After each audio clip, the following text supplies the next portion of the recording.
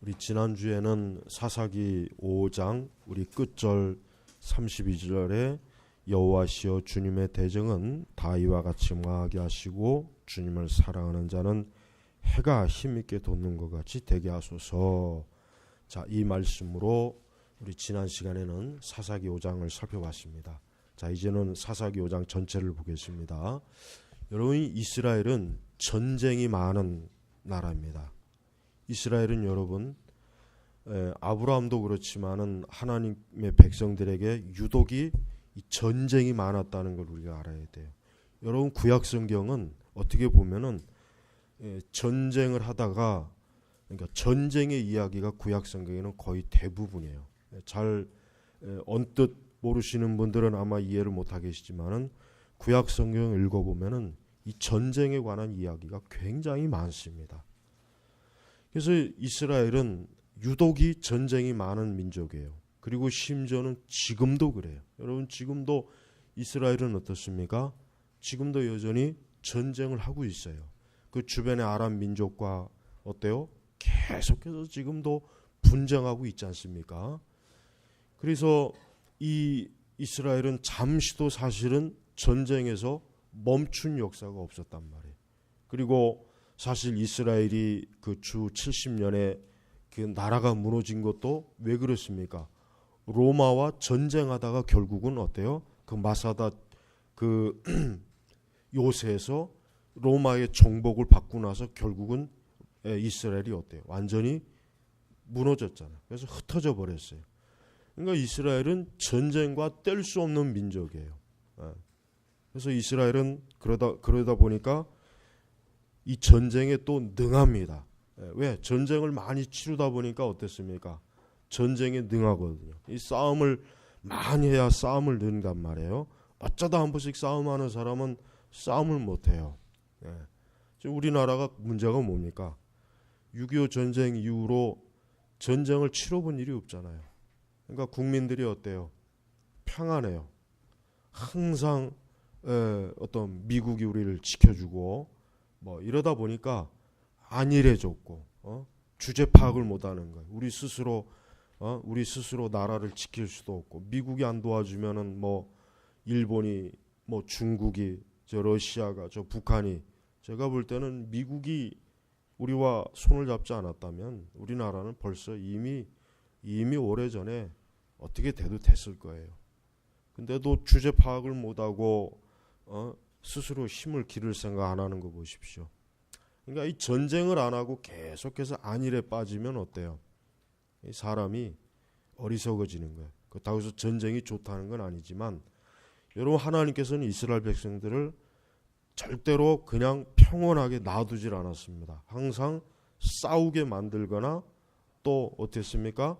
외부의 침략을 받게 해서 저들로 하여금 항상 하나님을 의지하지 않으면 안 되도록 만들어 버렸어요. 그게 하나님의 의도예요. 하나님의 의도. 좀 이상하지 않습니까? 보통 우리는 하나님을 믿으면 모든 삶에 평안이 있고 또 안전함이 있고 보호하심이 있고 또 좀 뭐 그럴 것 같은데, 우리가 성경 읽어보면 알겠지만은 이스라엘 민족, 구약의 이스라엘 민족은 물론 대부분의 그 요인이 저들이 불순종의 요인이 많지만 하나님께서는 이스라엘을 굉장히 어때요? 이 전쟁터에 많이 몰아넣었단 말이에요. 그래서 잠시도 어때요? 긴장을 놓지 않게 했어요. 그러니까 잠시도 하나님을 잊어버리거나 떠나면은 너희들은 살 수 없다. 너희들은 전쟁에서 이길 수 없다. 너희들은 절대로 너희들 적에게 절대로 안전하게 보호받을 수 없다. 그러니까 안전할 수 없다. 이것을 항상 가리킨 거란 말이에요. 그래서 우리 성도들도 그래요. 우리 성도들도 우리의 일생이 어떻습니까? 사실 그리스도인의 일생도 전쟁하는 일생이에요. 그래서 에베소서에 보면은 전신갑주를 입으라고 했지 않습니까? 이 전신갑주를 왜 입습니까? 갑옷이라는 거예요. 갑옷. 이 갑옷은 전쟁 때 입는 거잖아요. 전쟁이 아니면 갑옷을 입을 일이 뭐가 있겠어요? 그냥 평상복으로 입죠. 근데 보면 에베소서에 보면은 믿음의 너희가 전신갑주를 항상 입고 있으라는 얘기예요. 그 얘기는 뭐냐면 우리 그리스도인들은 항상 전쟁이 있다는 거예요. 어떤 전쟁이 있겠습니까? 죄와의 전쟁이 있죠. 죄. 이건 뭐 말하나 마나지만 하여튼 우리는 평생 죄와 싸워야 돼요. 내가 아무리 구원받고 뭐 중생하고 거듭내도 오히려 그러니까 죄와 싸우는 거예요. 거듭나지 못하고 중생하지 못한 사람은 죄와 싸울 일이 없어요. 그냥 죄의 정복이 돼서 사는 거예요. 그들은 죄의 노예, 포로가 돼서 사는 거예요. 그들은 죄와 싸우질 않아요. 그러나 우리 성도들은 죄와 싸웁니다. 또 아울러 우리는 마귀와 싸워야 돼요. 그렇습니다. 여러분, 우리 성도들은 이 마귀와의 싸움을 잠시도 우리는 잊어서는 안 됩니다. 마귀는 쉬는 법이 없잖아요. 마귀는 뭐 우리 사람하고 틀려요. 마귀는 영적 존재이기 때문에 우리하고는 차원이 틀린 거예요. 그러니까 우리는 이 마귀와의 싸움을 굉장히 어렵고 신중하고 무섭게 여겨야지, 마귀를 하찮게 여기는 것은 그건 잘못된 거예요. 그러니까 마귀와의 싸우려면 얼마나 우리가 무장이 잘 돼 있어야 되겠어요. 그냥 잘 돼 있는 정도가 아니라 정말 엄청나게 무장이 잘 돼 있어야 되는 거예요. 잘 돼 있어야 되는 거예요. 그러니까 우리 성도는 안일할 수가 없어요. 우리 성도는 잠시라도 여유를 부릴 수가 없는 거예요. 영적으로. 왜? 마귀가 항상 나를 시험하고 노리죠.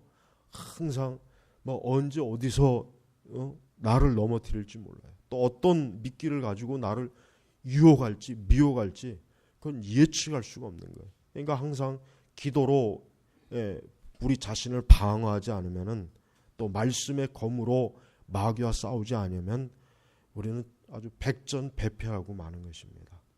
그러니까 여러분, 우리는 마귀와의 싸움이 항상 늘 어때요? 준비되어 있어야 되고 늘 싸우고 있는 거예요. 지금도 우리는 마귀와 싸우고 있는 거예요. 이렇게 예배 드리는 것 자체가 마귀와 전쟁을 하는 것입니다. 또 우리는 세상, 이 세상, 여러분 이 세상이에요. 이 세상도 역시 우리가 싸우는 사실 전쟁터가 이 세상이죠. 이 세상은 우리가 싸우는 전쟁터, 전쟁의 장소예요, 장소. 그러니까 우리가 지금 천국에 가 있는 게 아니잖아요. 우리가 지금 저 천국에서 우리가 지금 이제 모든 걸 다 벗어내서 쉬고 있는 게 아니란 말이에요. 우리는 여전히 지금 전쟁터에 있는 거예요. 전쟁터. 그러니까 하나님께서 우리를 이제 너 됐다, 이제 너 안식의 때가 됐다 해서 부르기 전까지는 우리는 지금 전쟁터에 있는 사람이에요. 전쟁터. 이 전쟁터에 있는 사람은 어떻습니까? 잠시도 긴장을 놓을 수가 없어요.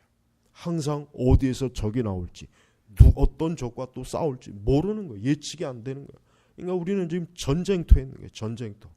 여러분, 우리는 천국에 가서 이제 영원한 안식을 누릴 생각을 하고, 이 땅에서는 쉼을 누리면 안 돼요. 이 땅에서는 부지런히 어때요? 싸워야 되는 거예요. 부지런히 싸워야 되는 거예요.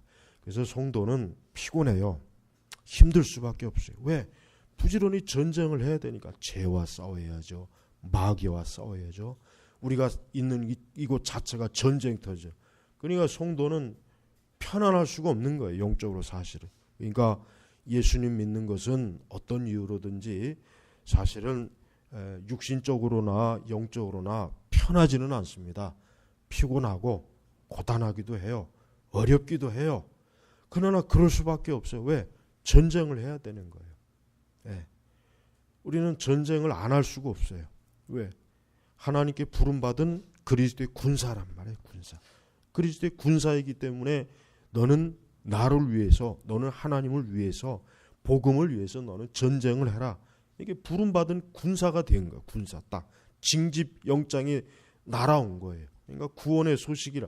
구원받은 것은 다른 말로 얘기하면은 하나님의 군대, 하나님의 군대로 이제는 편성이 된 거란 말이에요.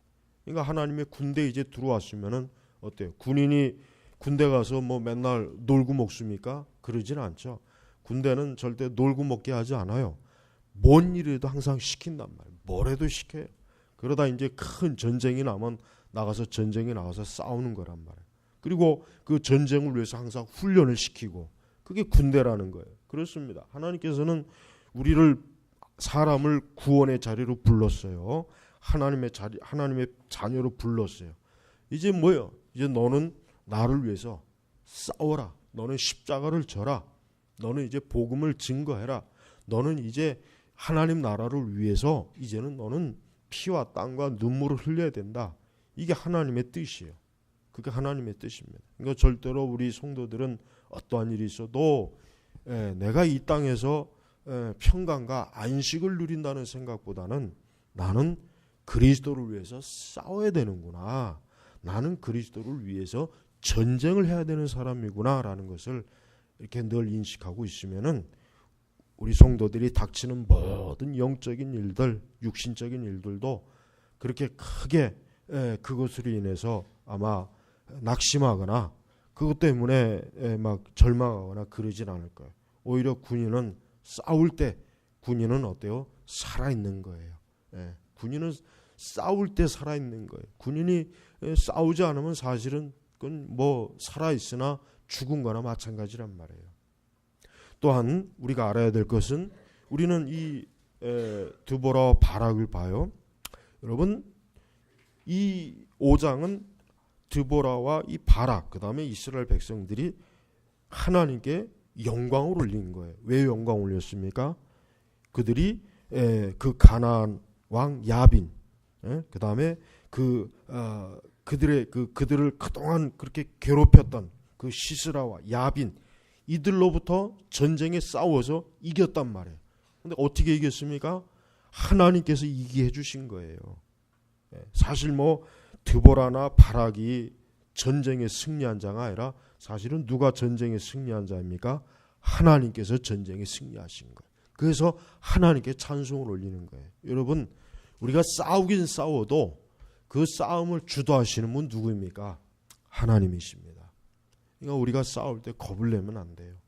싸울 때 싸우더라도 우리는 용감하게 믿음을 가지고 싸우면 되는 거예요. 그러나 실제로 그 싸움을 하시는 분이 누구냐면 하나님이시죠. 하나님. 그러니까 여러분 드보라도 그렇고 바락도 그렇고 사실은 하나님께서 자기들이 어때요? 하나님께서 전쟁에서 이기게 하셨다는 것을 찬송하는 거예요. 영광을 돌리는 거예요. 그 내용이란 말이에요. 그 내용.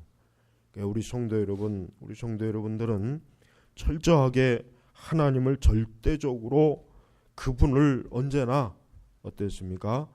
언제나 그분이 우리 앞서서 싸우시고 그분이 우리 앞서서 모든 전쟁을 치르시고 그분이 우리를 앞서서 모든 적을 맞이한다는 걸 알고 있으면은 우리는 적을 두려워할 일이 없어요.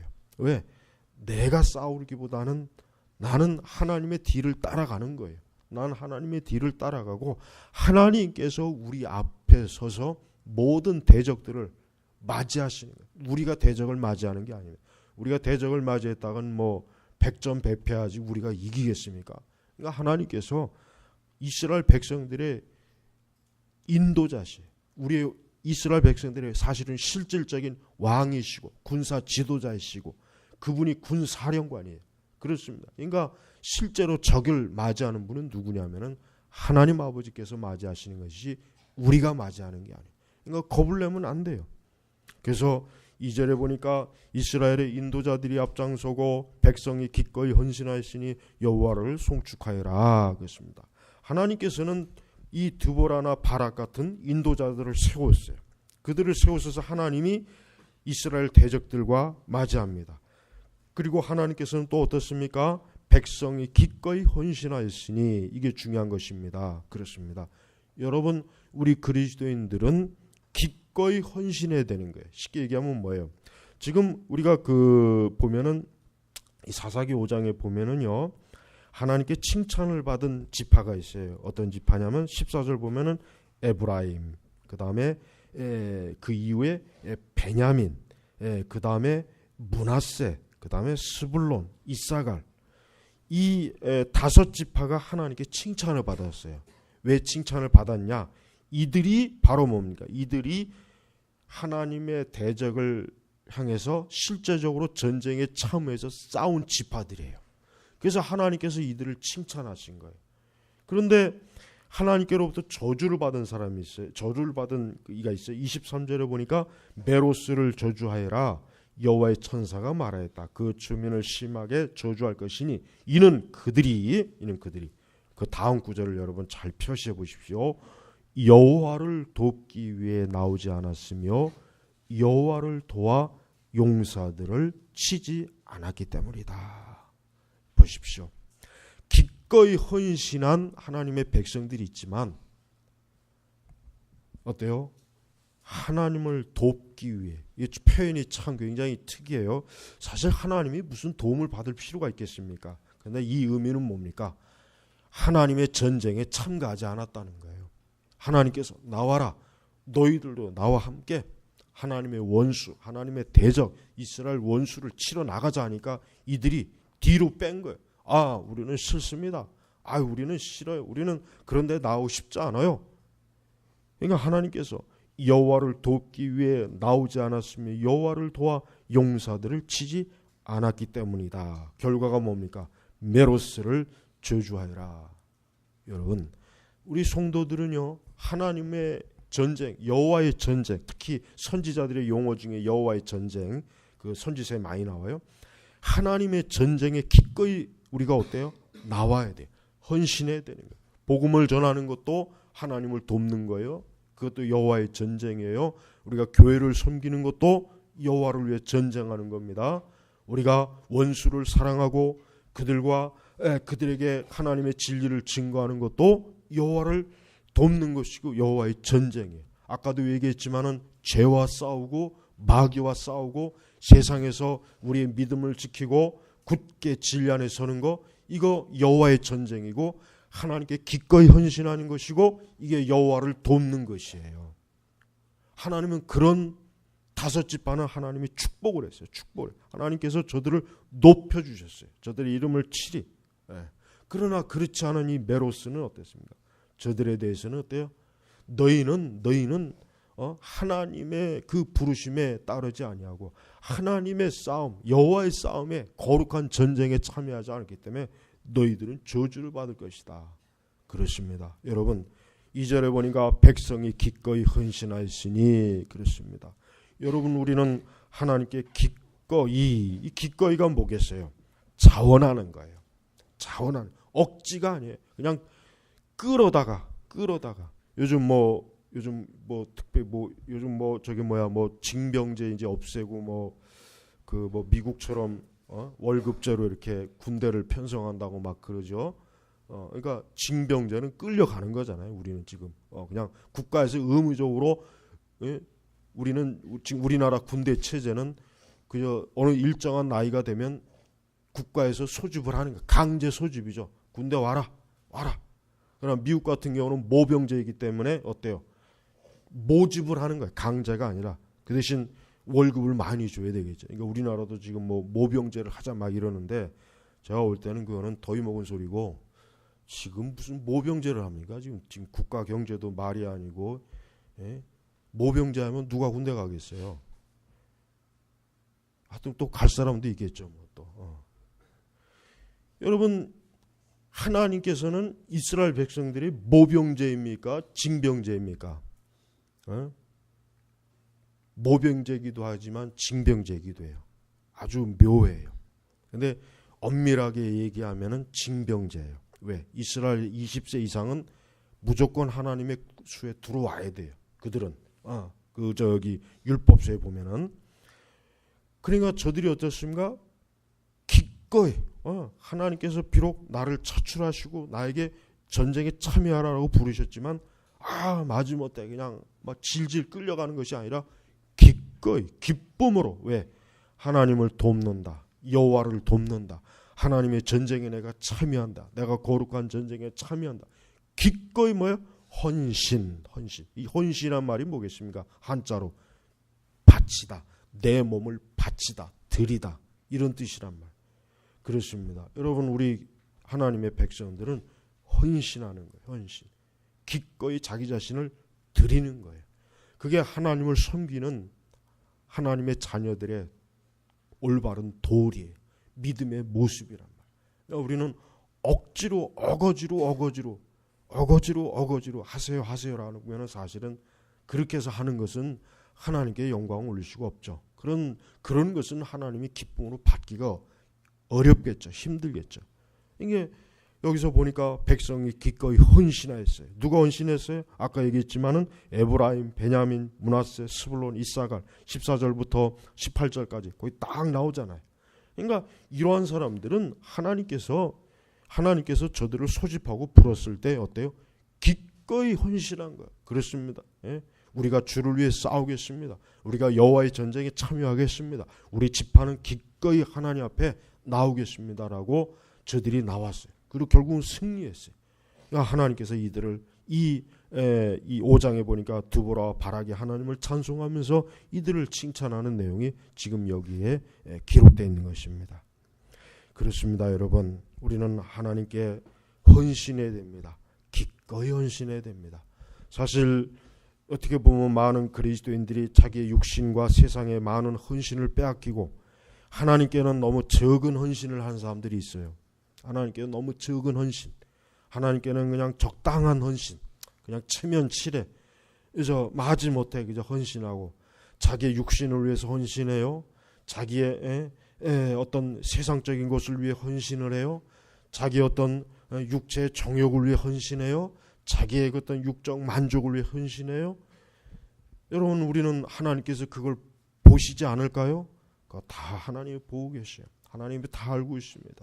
하나님께서는 우리가 정말 주님을 위해서 기꺼이 헌신하는지 아니면 마지못해 그냥 억지로 체면치레로 눈치가 보이니까 그냥 할 수 없이 그저 양심에 자꾸 찔리니까 하나님은 그런 헌신에 대해서 하나님 기뻐하지 않아요.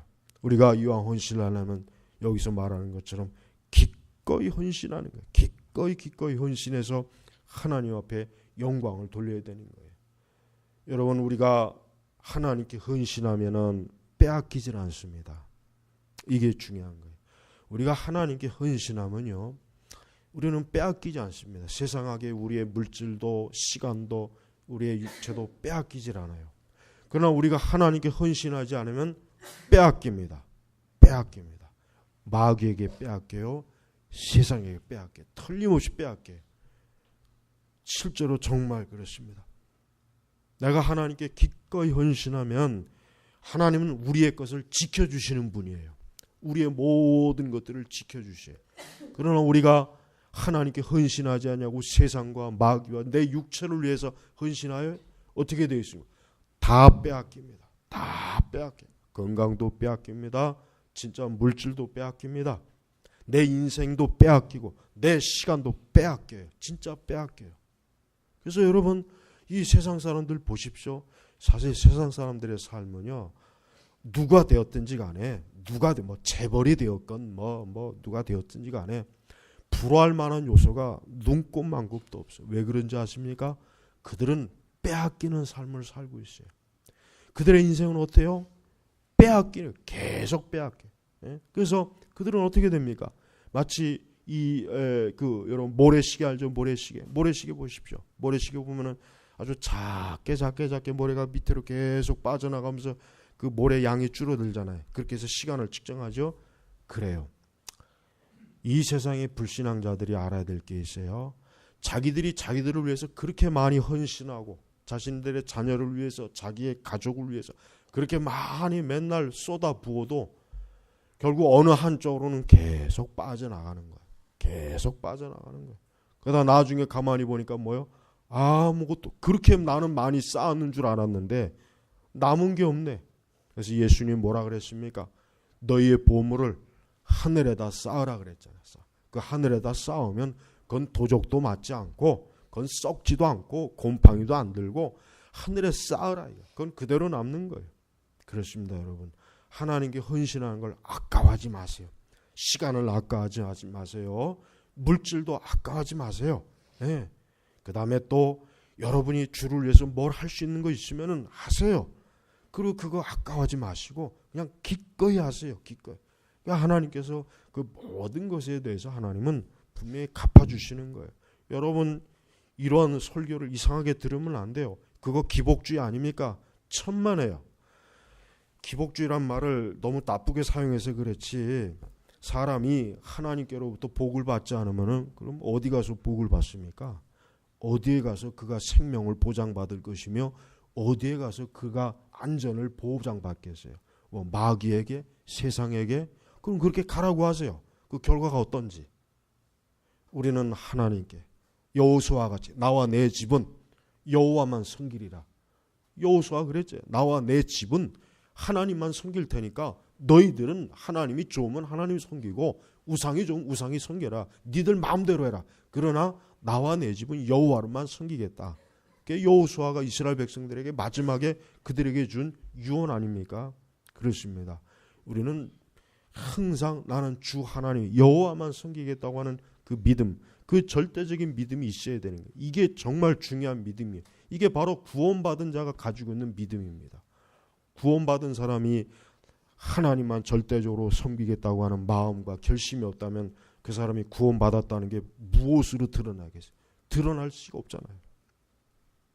또한 여러분, 우리는 하나님은 온 우주와 세상을 통치하시는 적는 자예요. 여러분 보세요.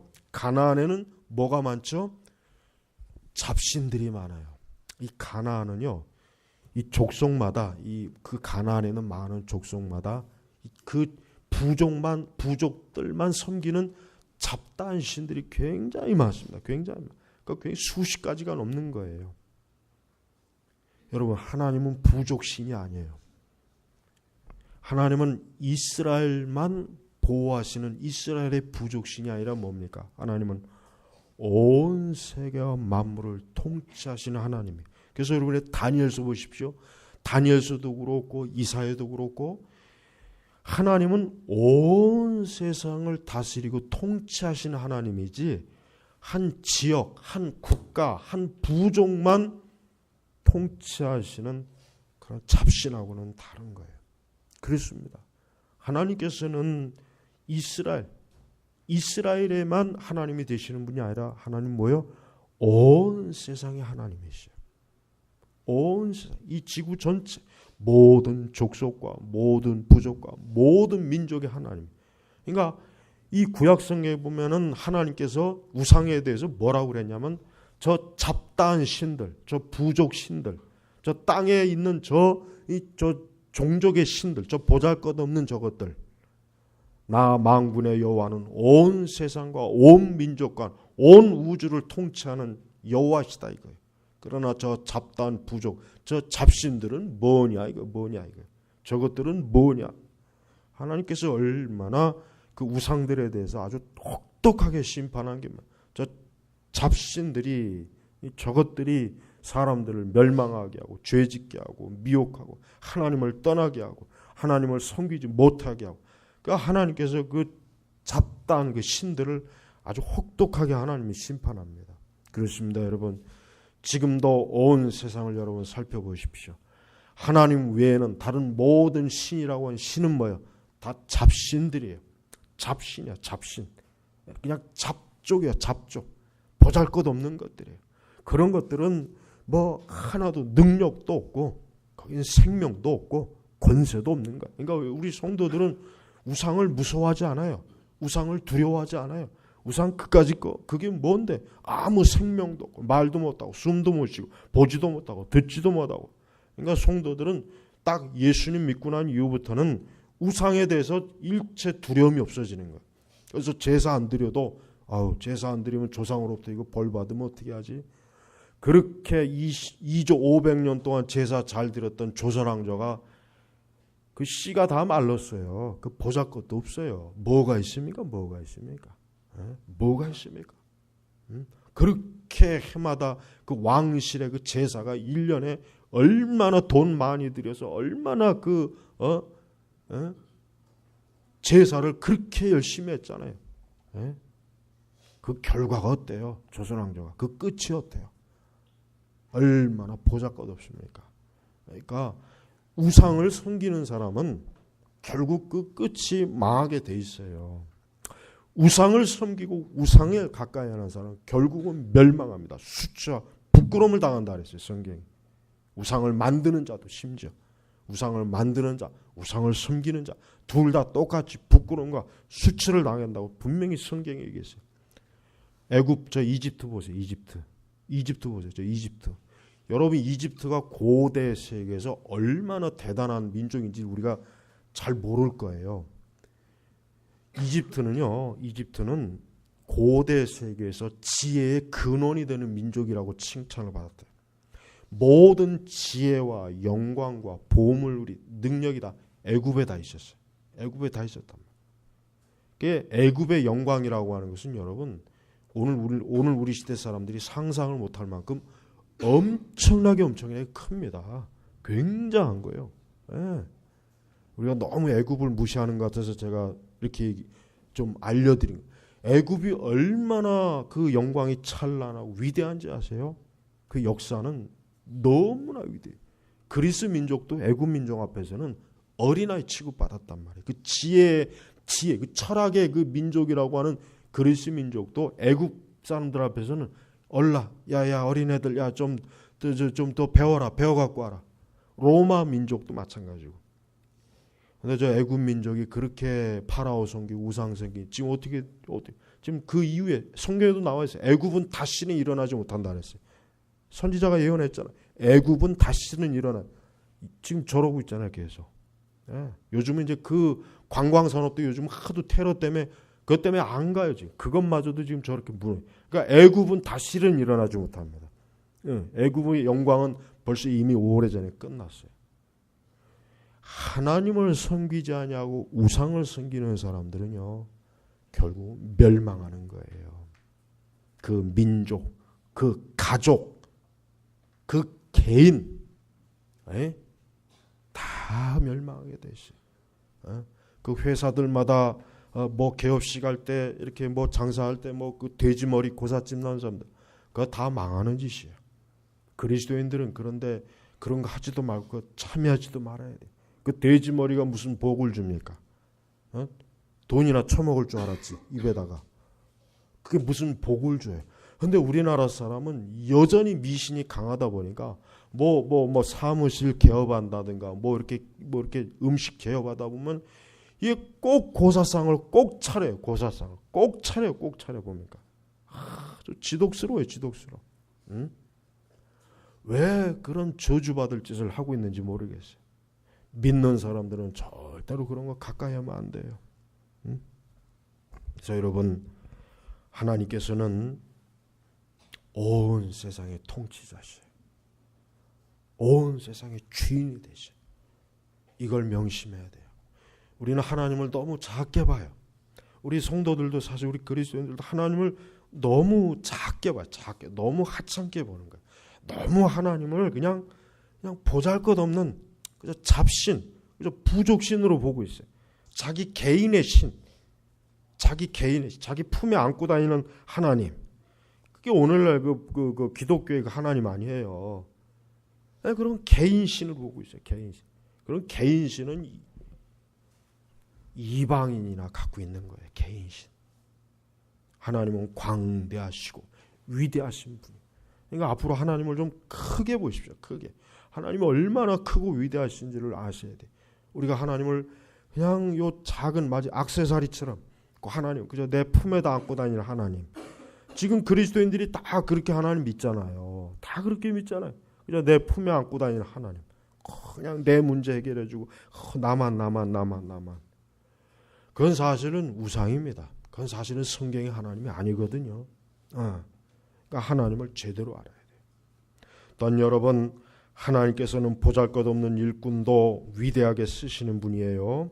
그렇습니다. 우리가 여기서 보면은 드보라도 그렇지만 바락도 그렇고 저 뒤에 그 누구야? 그 여인 헤벨의 아내 야엘도 나오죠. 특히 야엘 보십시오. 야엘은 그냥 한 가정의 그저 한 부인이었어요. 그 여인이었어요. 그저 집에서 그저 밥 짓고 빨래하고 그저 아이 키우는 그런 여인이었는데 이 야엘을 통해서 하나님 뭐예요? 24절에 보니까 겐 사람 헤벨의 아내 야엘은 여자들 가운데서 가장 큰 복을 받고 장막에 거하는 여자들 가운데서 가장 큰 복을 받을 것이다. 왜 그렇습니까? 시스라를 쳐서 그 머리를 부수었기 때문에. 이스라엘의 원수, 하나님의 원수를 어때요? 이 야엘이라는 여자가 용감하게 26절에 그 여자가 손으로 장막 말뚝을 잡고 그 오른손으로 대장장에 망치를 두고 시스라를 쳐서 그 머리를 부수었으니 그의 관자놀이를 꿰뚫어 박살내었다.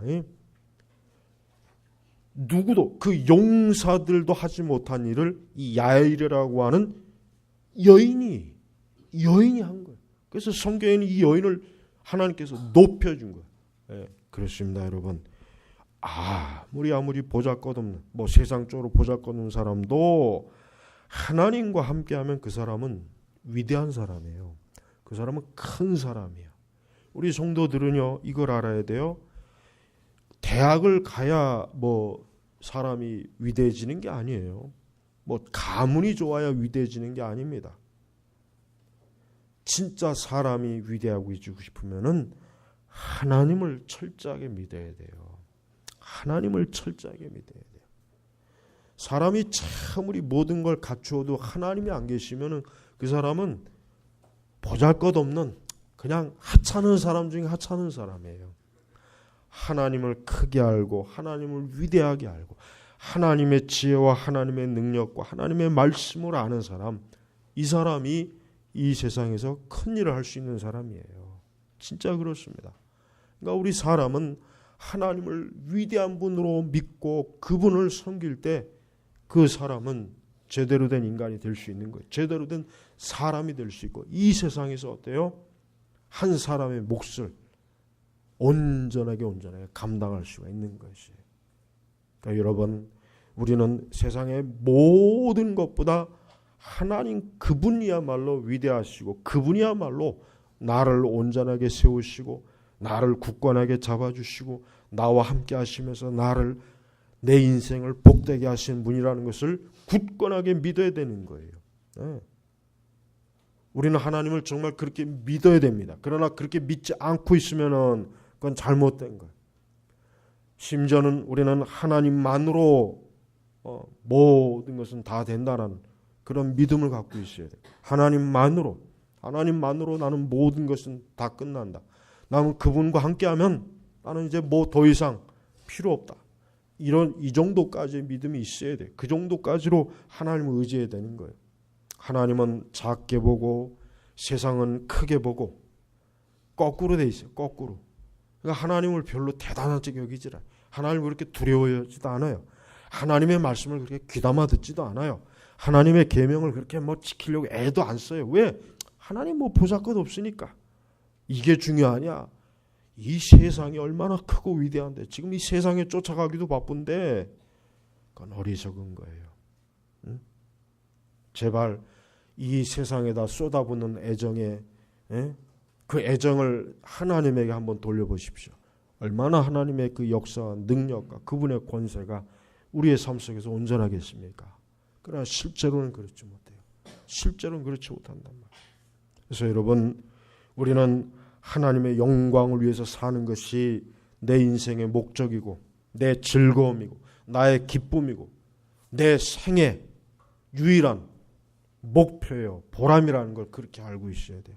진짜 어떠한 사람이든지 그 사람이 아무리 보잘것 없어도 전적으로 하나님에게 몰입한 아주 전심전력으로 하나님에게 100% 그분에게 자기 자신을 헌신하고 드린 사람은 그 사람은 정말 하나님께서 그를 통해서 얼마나 하나님의 위대하시고 영광스럽고 거룩한 일을 여러분 하겠습니까?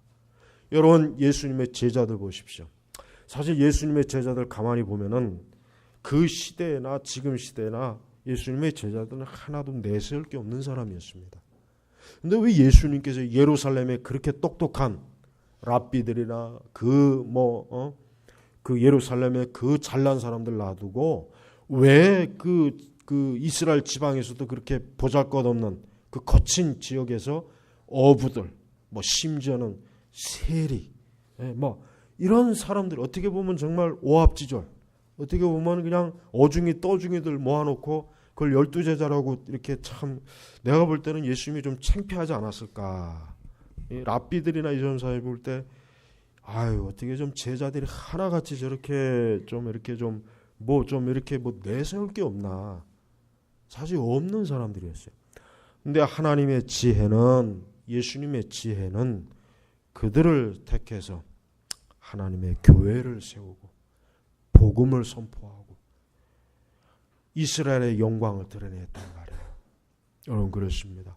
우리가 뭐 세상적으로 위대하고 안 하고 그런 중요한 게 아니지만 우리가 하나님의 손에서 하나님의 영광을 위해서는 살아야 될 거 아니겠습니까? 적어도 그리스도인들은 또 그렇게 살다 보면은 하나님께서는 우리를 또 이 세상에서도 높여주십니다. 높여주셔요. 진짜 그래요. 높여주십니다. 그러니까 여러분 우리는 하나님에게 전적으로 헌신하는 사람이 돼야 돼요. 그냥 헌신이 아니야. 온전한 헌신. 아주 그분에게만 전적으로 두려워하고 그분을 의식하고 그분의 말씀 앞에 떨고 그분을 두려워하고 그분을 공경하고 그분을 사랑하고 그분에게 온 마음을 다 쏟는 이 믿음과 이 헌신이 하나님께서 우리에게 요구하시는 거예요. 야일이란 여인이 모든 눈치를 다 봤다면 이 여인이 어떻게 감히 시스라를 죽이겠어요? 남편의 눈치 보고 그 주변의 눈치를 보고 부족의 눈치를 보고 야 내가 이 사람 죽였다가 어떻게 될까 이거 안 되겠다 감당을 못하겠다. 그러나 야일은 어때요? 오직 하나님만 바라보고 이 시스라는 여호와의 원수 이스라엘의 원수 하나님께서 내 장막에 보내줬을 때는 하나님께서 내 손으로 이 사람을 처리하라는 뜻이니까 내가 용기 있게 믿음을 가지고 이 자를 죽이자. 야엘은 그런 하나님에 대한 전적인 충성과 헌신으로 이 시스라를 찾아 죽였어요. 하나님께서 이 여인을 얼마나 높이십니까? 그렇습니다. 우리는 그 어떠한 것도 매이지 아니하고 하나님만 전적으로 두려워하는 사람이 지금 필요해요.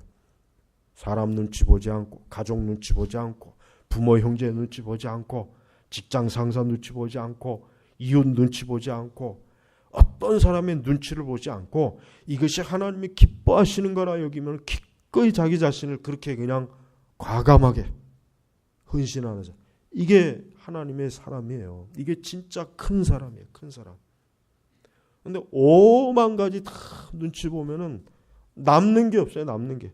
짓거리 많은 것밖에 남는 게 없어요. 남는 거. 그게 바로 믿음이에요. 그게 바로 믿음의 차이라는 거예요. 마지막으로 이 5장에서 이 시스라의 어미를 좀 한번 보십시오. 28절에 나오고 이 시스라의 어미는 참 어리석은 여인이었어요. 이 시스라가 이 전쟁에 나간 자기 아들이 왜 이렇게 안 오는가 하고 막 목이 빠져라 기대요. 그러자 그의 시녀들이 또 그 여자도 뭐요? 지금 시스라가 전쟁에서 승리해갖고 노략물이 너무나 많아서 지금 그거 정리하느라고 지금 이렇게 늦는 것입니다. 그러니 걱정하지 마십시오. 이 어미는 참으로 미련한 여인이에요. 이미 벌써 시스라는 죽었어요. 또 자기의 아들 시스라 때문에 수많은 사람들이 비참하게 죽고 고통을 받은 거 생각 안 하고 그저 시스라 자기 아들이 전쟁에서 승리해서 돌아오면 그 전리품 얻는 거 겨우 그거나 지금 기대하고 있어요. 그거나 기대하고 있어요. 예? 그들이 30절 그들이 노략물을 찾아 나누지 않겠느냐 용사마다 처녀 하나 둘씩이며 시스라는 채색 옷을 노략물로 수놓은 채색 옷을 노략물 얻을 것이니 노략한 자의 목에 두를 것으로 양쪽에 수놓은 채색 옷이다. 예? 자기 아들이 전쟁에서 그 좋은 옷을 가지고 오면은 지금 그거 입을 생각에 지금 들떠 있어요. 어리석은 여인이 어리석은. 여러분이 이렇습니다. 이 세상에서 이 세상의 보화 보물과 육신의 것에 잔뜩 기대를 품은 사람들의 그 종말은 어떠세요? 부끄러운 거예요. 이 시스라의 어미는 결국은 시스라가 한 여인의 손에 죽었다는 소식을 듣게 될 거예요. 그죠? 얼마나 부끄럽고 비참하겠어요. 그것도 모르고 지금 여기서 이렇게 그 노략물을 가져오면 그 좋은 옷을 입어봐야지 화려한 옷을 입어봐야지 이 사치와 방탕에 눈이 멀은 거예요. 사람이 이렇게 이 세상에 사치와 방탕과 어리석에 눈이 멀면은 자기의 운명을 모르는 거예요. 자기의 운명, 자기가 어떻게 종말이 끝날지를 모르는 것입니다. 그러다 결국 망하는 거예요. 예수님의 비유 중에 부자의 비유가 있죠. 어떤 부자가 굉장히 농사를 많이 졌어요. 너무 많아가지고 소출이 많아서 창고 하나 더 줘야 되겠다. 하나님께서 그에게 뭐라 했습니까? 내 영혼 오늘 밤에 도로 찾으리니. 이 시스라 여인이 어미가 꼭 그 짝이에요. 예. 설령 시스라가 전쟁에서 돌아와서 그 많은 전리품을 안겼다고 해도 하나님께서 그 여인을 생명을 거두어 가시면 말짱 도루묵이에요. 그 화려한 옷 죽은 시체에다 입혀봐야 뭐하겠으며 그 좋은 보석들 죽은 시체에다가 줄줄이 달아봐야 뭐하겠어요. 예? 중국의 마지막 그 여인 서태후란 여인이 그 얼마나 이 여인이 죽기 전에 무려 20몇 년 동안 자기 무덤을 화려하게 지었어요. 그리고 죽을 때 뭔 유언을 했냐면 내 몸에다가 그 중국에서 모든 보석과 보물을 다 내 무덤에다 안장해라 나하고 유언을 했어요. 그래야 내가 영생을 누린다는 거예요. 영생. 실제로 그렇게 했어요. 근데 어떻게 됐습니까? 도굴꾼들이 그거 다 도굴해 버렸어요. 심지어는 저 청나라 말기 때 이제 군부들이 그 막 싸움질하는 것으로 중국이 시끄러웠잖아요. 그 군부들의 한 장군이 군자금이 없으니까 이 서태후의 무덤에 보물이 많다는 걸 아니까 거기를 도굴을 해버렸어요. 그 보물을 다 막 있는 대로 막. 근데 나중에는 그 서태후 입에 있는 보물까지도 아가를 찢어가지고 버려보고 심지어는 몸 여기도 밑에 있는 것도 다 끄집어냈다. 다. 시체가 아주 난도질을 당해서 난도질. 얼마나 어리석어요. 차라리 곱게 그냥 조용히 보물 없이 죽었으면 그렇게 비참하게 도굴이나 안 당하지. 옛날 그 왕족들 무덤이 있죠. 거의 다 도굴당했어요. 우리나라도 마찬가지. 죽을 때 그렇게 많은 보물을 가지고 들어가니까 도굴 안 하겠어요. 그거 다 도굴하지. 후세 사람들이.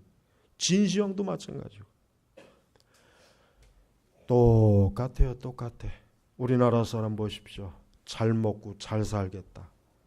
그걸 위해서 밤낮으로 그냥 밤낮으로 떼요. 물론 사람이 살기 위해서 그래야 되는 건 인정하는데 그 부와 사치와 영광, 탐욕 결국은 자기를 죽이는 겁니다. 결국 비참하게 죽이는 거예요.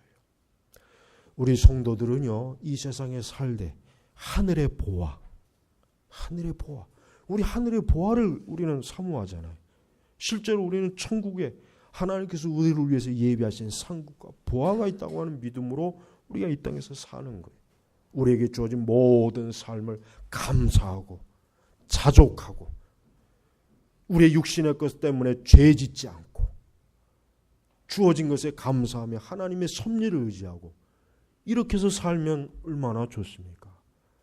그런데 오만 세상의 욕심 다 부리다가 비참하게 끝내. 대부분의 인생들이 다 그렇습니다.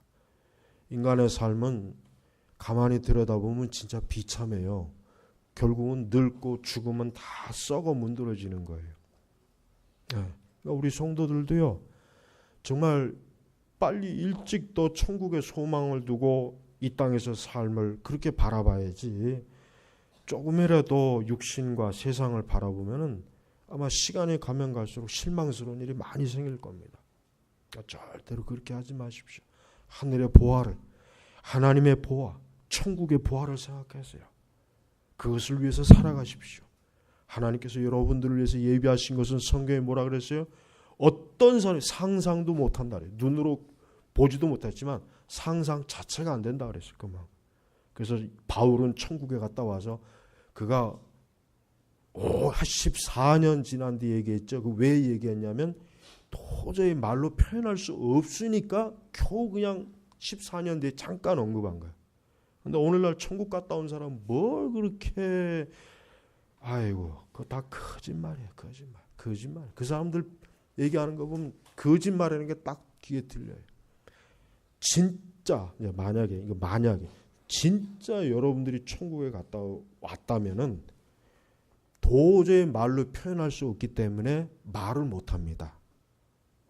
말로 표현할 수 있으면 표현하지만 표현할 수 없기 때문에 말을 못하는 거예요. 그러니까 천국 간증한 거 다 거짓말인 거 알겠죠? 어떻게 말로 표현할 수 없는 걸 어떻게 저렇게 유창하게 표현할까? 전부 다 거짓말이란 말이에요. 성경을 보면 자세히 나. 바울이 말로 표현할 수 없으니까 못한 거지. 말로 표현할 수 있으면 바울도 분명히 얘기했을 거란 말이에요. 그것이 바로 우리의 본향이에요. 그것이 바로 내 고향입니다. 그것이 바로 우리가 이제 장차 영혼이 돌아갈 고향이에요. 고향. 거길 바라보세요. 모든 성도들은 그 본향을 바라보면서 살았어요. 우리 제네바 교육교 성도 여러분들도 본향을 향해서 오늘 한 걸음 더 가고 있습니다. 기뻐하십시오. 감사하십시오. 즐거워하십시오. 세상으로 해서 울지 마세요. 두려워하지 마세요. 염려하지 마세요. 겁을 내지 마세요. 오히려 천국을 해서 기뻐하십시오. 그래서 주님을 눈으로 보고 맞이할 거예요. 주님을 직접 그때를 소망하시기 바랍니다. 기도하겠습니다. 하나님 아버지 감사합니다. 항상 우리에게 주시는 성경의 말씀은 너무나 오묘하고 깊고 이곳엔 우리 성도들이 먹고 마실 수 있는 양식이 너무 풍부합니다. 주여 우리 성도들에게 하늘의 소망을 두고 영생의 소망을 두고 천국의 보물의 소망을 갖게 하시고 장차 주님을 맞이할 그 영광스러운 날을 사모하며 이 땅을 지나가게 하시고 이 광야를 거치게 하소서. 감사하며 예수님의 이름으로 기도 올렸습니다. 아멘.